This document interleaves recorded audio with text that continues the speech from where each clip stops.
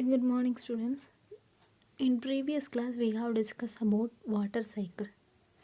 In today's, we are going to discuss about rainfall. We know that how do rain formed.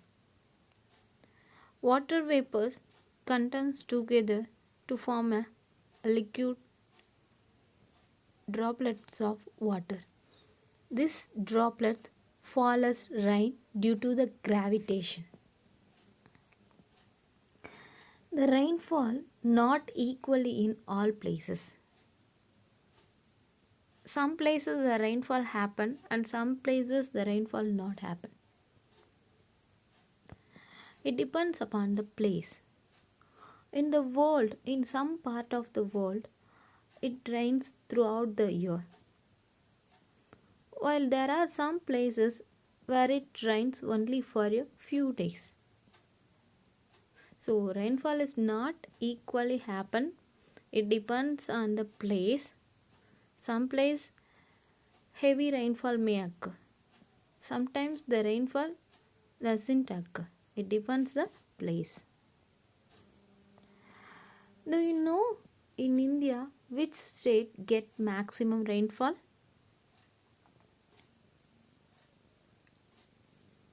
That answer is Meghalaya. In India, the state Meghalaya is famous for rainfall.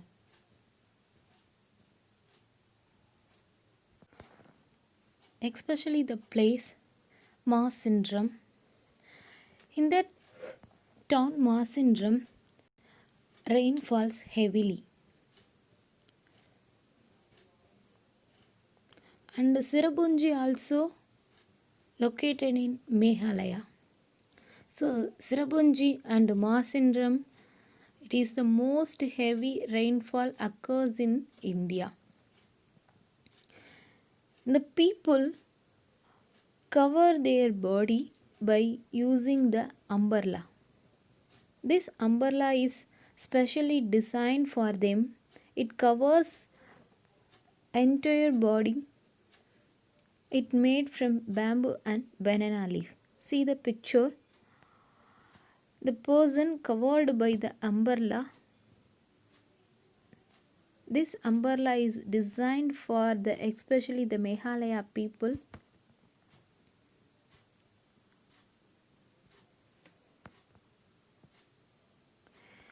And do you know which is the lowest rainfall state in India?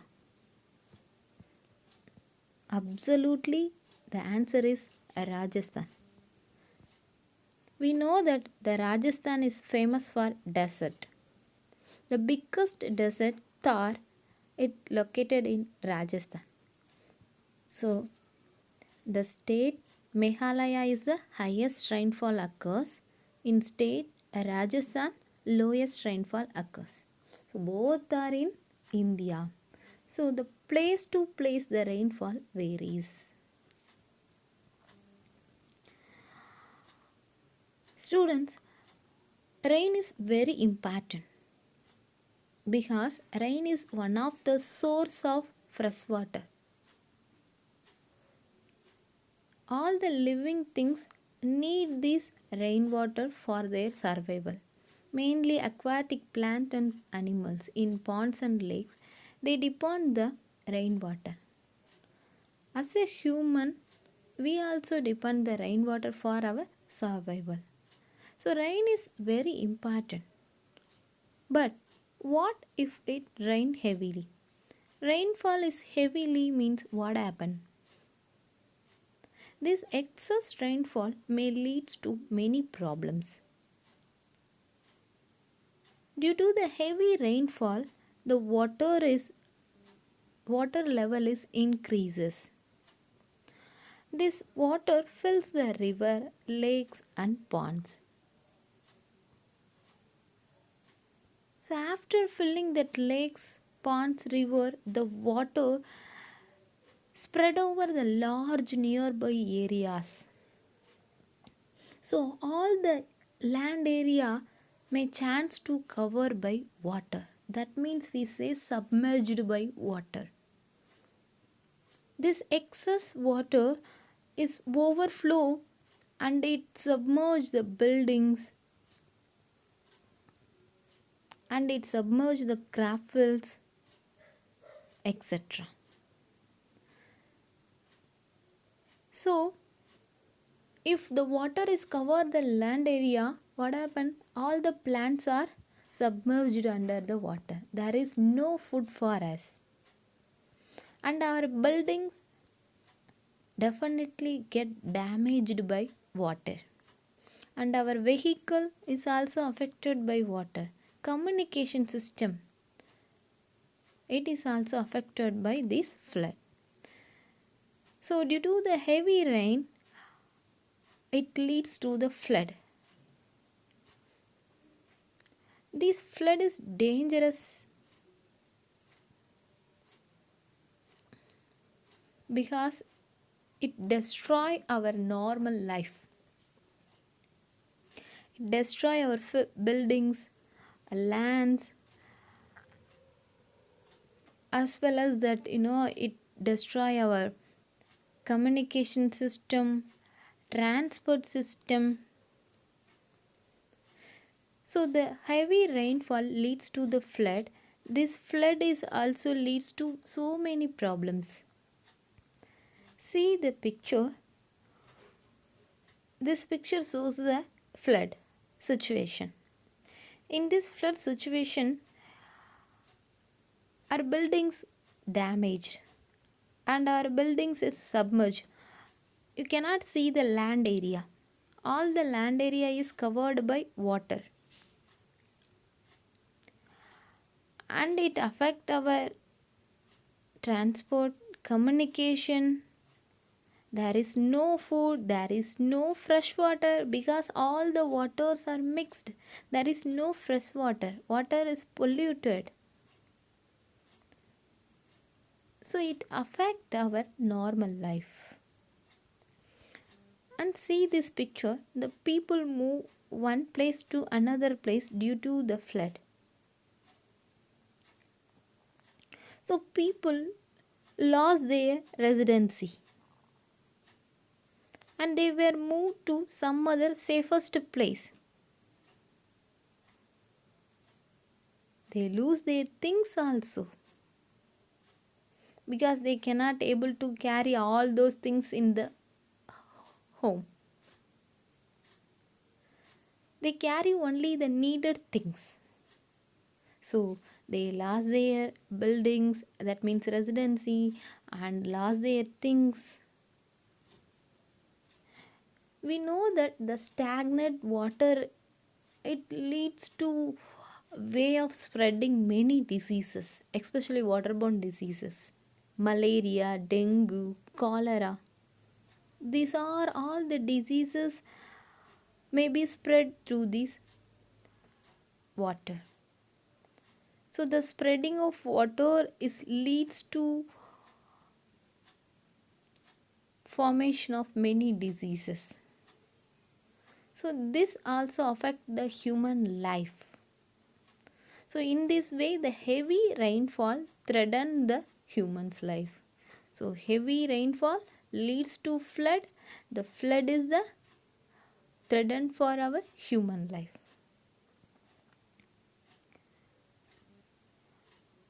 And next case, what happen if it does not rain for a long period? If rain heavily, it leads to problem. But what about if not rain for a long period? This is also problem. There is no rain. Imagine that. All the surface water is evaporated. There is no water on the surface. There is no water. Then how do plants grow? Plants need the water to prepare the food. There is no water. Then how can that plant grow? If there is no plant, there is no food for animals. There is no food for human also. and the water level of the place on the place is goes down in the ponds and wells.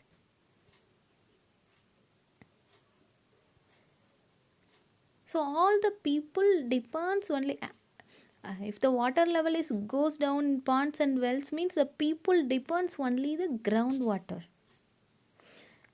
So all the people depends the groundwater means scarce in groundwater also happen. This leads to drought.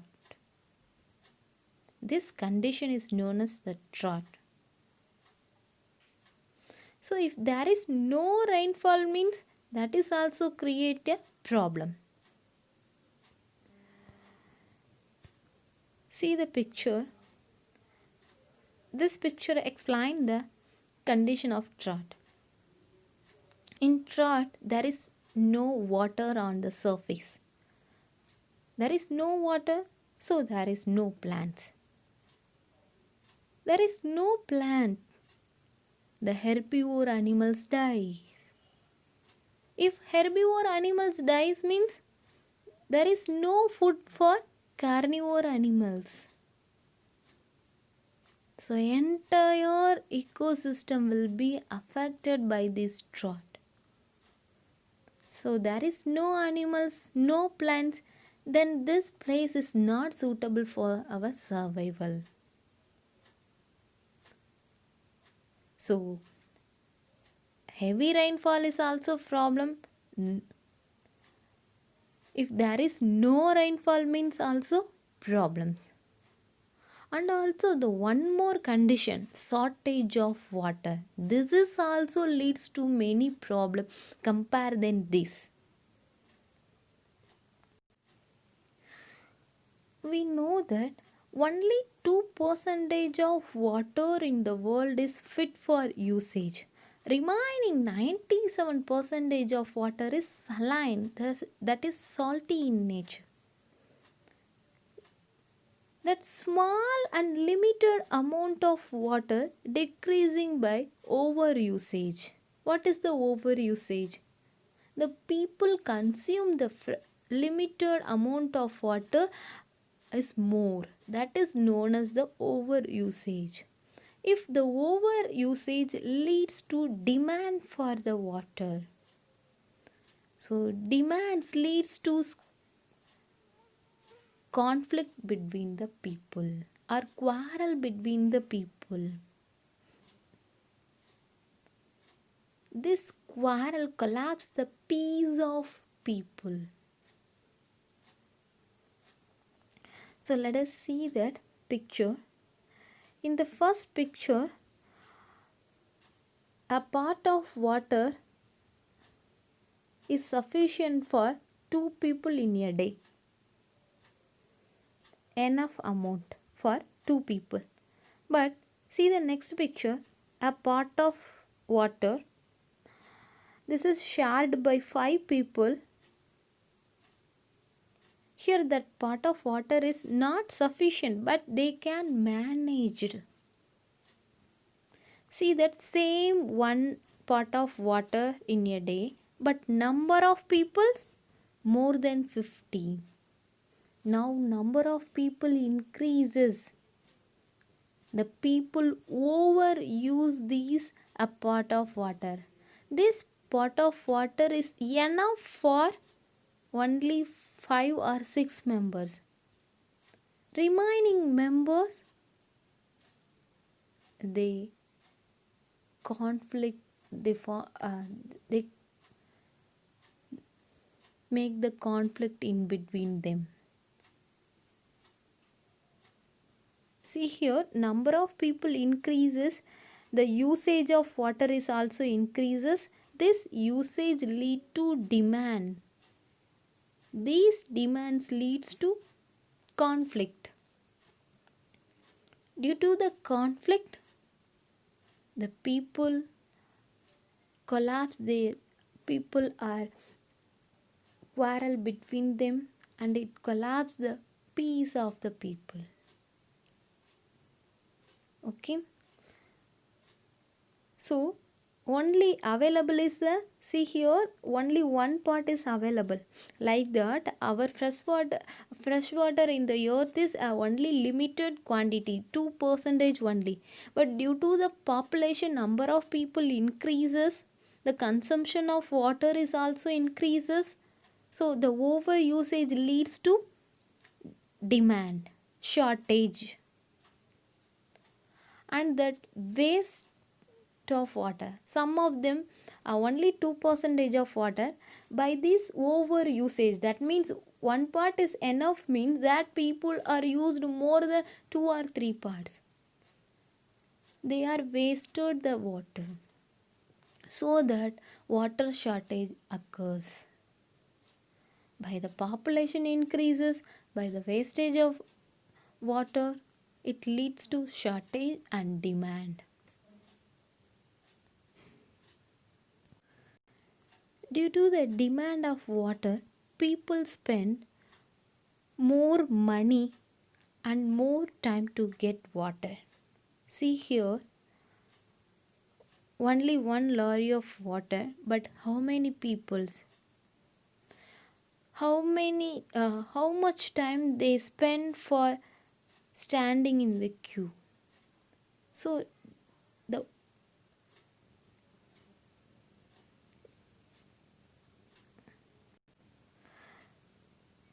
so students, water is very very important. We should take care the water and not waste the water. So what are the ways we have to save the water, or what are the ways we conserve the water? There is only one way, that is the rainwater harvesting method. By this rainwater harvesting method only we can conserve the water. By this rainwater harvesting method we can improve the availability of water.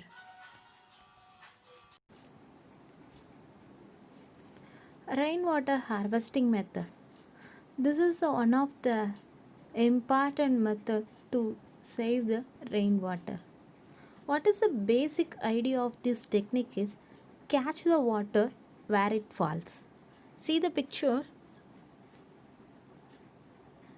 They have turned the umbrella in upwards and they have catch the rainwater. And it's stored in the tanks. They carry this tank, isn't it? So this picture is correctly explained the rainwater harvesting idea. Catch the water where it falls. In rainwater harvesting method done by many ways, but here we see about the two method. One is the rooftop rainwater harvesting method, another one is surface runoff water harvesting method. First, a rooftop rainwater harvesting method. This method is suitable for only buildings, whatever may be. It is a building or apartment in the rooftop. We know that the building contains the roof. The water is collected from this rooftop. This is the cheapest method and it is easily conserve the water without spend much more money. It is the cheapest method. In this method, the rainwater is collected from roof. Here the roof is act as a catchment area. And the roof is act as a catchment area. In that catchment area, from this area only we have to catch the rainwater. This catched rainwater is first to go to the storage tank through the pipes. The filtration done by the storage tanks.